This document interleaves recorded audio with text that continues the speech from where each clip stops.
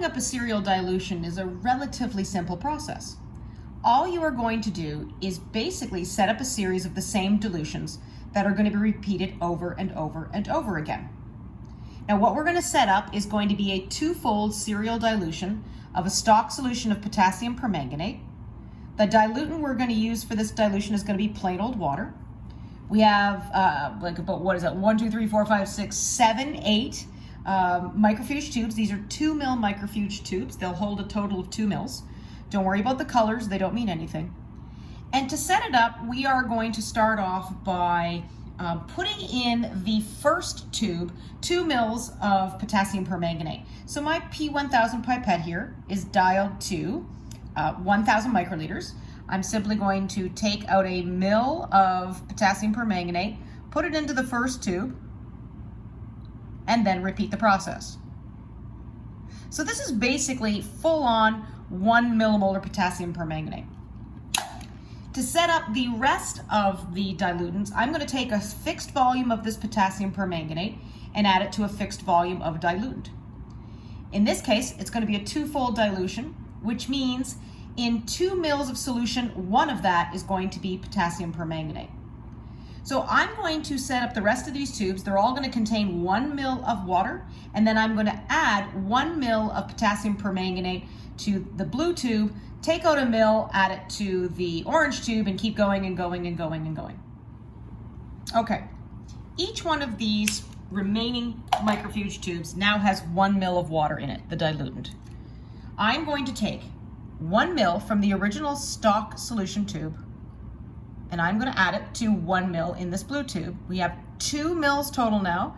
One is going to be the potassium permanganate that I added. The other one is going to be the water. Notice how I pipette it up and down?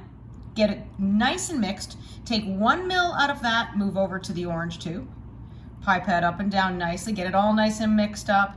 Notice I'm not pipetting very quickly, I'm being nice and slow. Take 1 mil of that, put it into the next tube, and I keep going down the line, removing 1 mil of the solution, adding it to the 1 mil of the water, until finally I get to the end of this. Now you could close the tubes and you could mix them up, but I find that if you pipette up and down 3 or 4 times, it's pretty good. I'm gonna add it there, and as we are going along, we are basically decreasing the concentration of this potassium permanganate by half for every single dilution.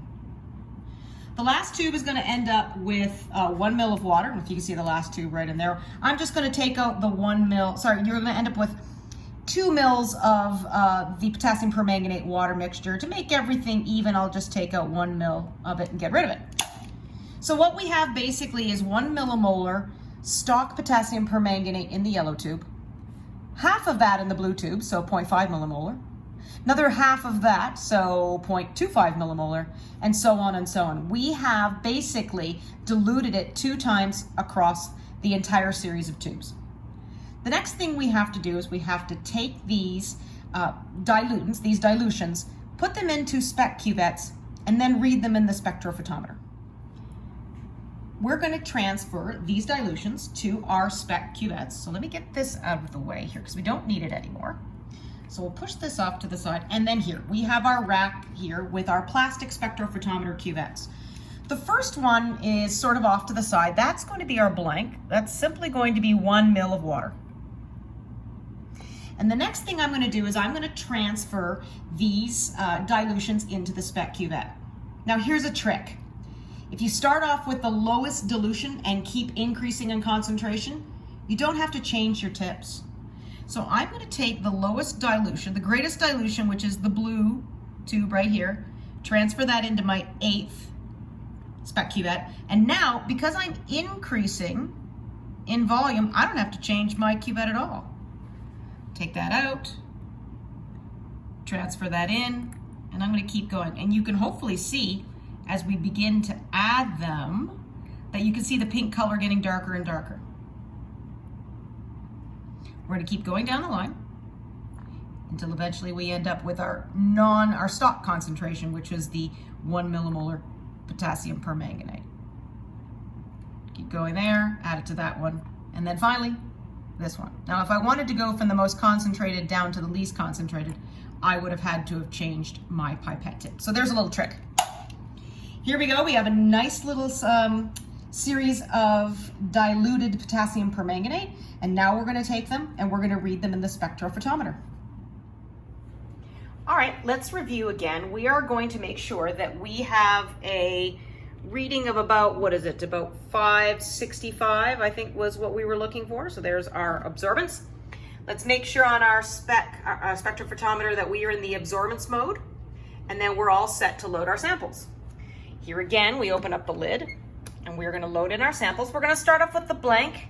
Remember that these cuvettes have little arrows. Place the cuvette with the arrow facing in towards the light source. We're gonna place the first cuvette, the blank, in position number 1. So you see I have a little B there standing for blank. We're then gonna take the most concentrated one, put it in. We're gonna take the next dilution, put it in, and we're gonna take the next dilution, put it in there. There we go, we've loaded up our spectrophotometer, close our lid. The next thing we're doing is make sure that our holder is all the way out so that our blank is in position. Let's verify again, our blank is in position. The light comes out here. It's gonna beam right through the first cuvette. Shut the lid, and then we are going to blank the machine and read. So we're going to again press the 0A 100% transmittance button. Should say BLA. Hopefully it'll start to blank pretty soon. Oh, okay, it's not blinking. Let's press it again to get that thing blanking. There it goes. And now all we have to do is simply push in the holder. So we're gonna push this holder in one position to slide the first dilution in. There is our reading. Now I'm gonna keep the camera here. I'm gonna push the slider in one more. That's our second dilution. And there is our first one. Sorry, our third one. So you can see the numbers went down. I can pull it back out again to show you. There's our water. It should come close to 0. There you go. There's our first dilution, first twofold dilution. Here comes our second twofold dilution. There's our third one. And there you go. All we have to do is pull the holder back, open up the lid, load in our next 4, and we have done our serial dilution. Now, because I blanked this at the start of the experiment, I don't have to keep the blank in the position. So you can pull out that blank and load in 4 new samples because you're not going to re-blank it again. However, if it makes you feel better, you can keep the blank in position 1 and just ignore that reading and then read positions 2, 3, and 4. So again, we're going to shut the lid here. We're going to basically go back and read our readings. There's our next reading. Here comes the next dilution. There's the next dilution. And take a look at this dilution, everybody. You see how now it's a negative number? This means that we have diluted it beyond the detection range of the spectrophotometer. So the very last 8th dilution would also be negative.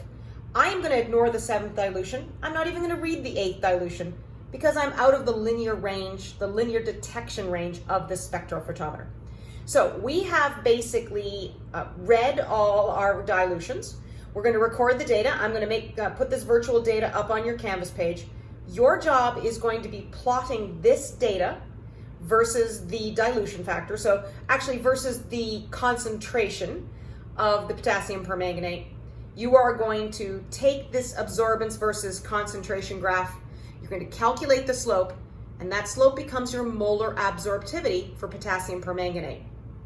Knowing that, we can use our potassium permanganate molar absorptivity to calculate the concentrations of unknowns, and then we're going to use that same molar absorptivity value to calculate the diffusion rate of, or to calculate the amount of diffusion of potassium permanganate in some dialysis tubing bags. So we're going to use this molar absorptivity actually for a couple more steps in this big experiment.